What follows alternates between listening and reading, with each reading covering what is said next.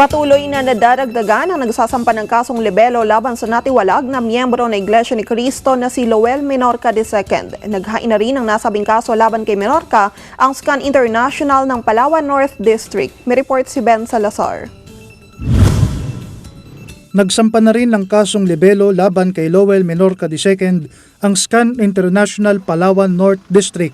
Ito'y matapos ang paninirang puri na ginawa ni Menorca noong Oktubre 28 kung saan sinabi nito sa isang news program na ang SCAN International ay private army at death squad umano ng Iglesia ni Cristo.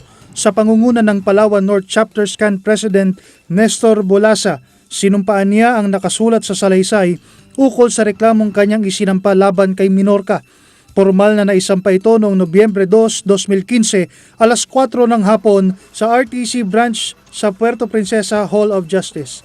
Ayon kay Bolosa, masakit sa kanilang kalooban na tawagin ang kanilang kapisanan na hit squad at mamamatay tao. Nakaranasaan niya siya ng pagaglahi sa kanya ng mga kakilala.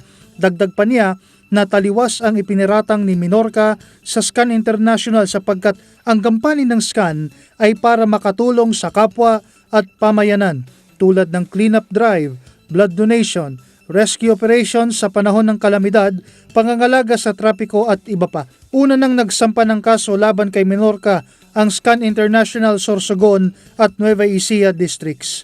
Ben Salazar, Eagle News, I am 1 with 25.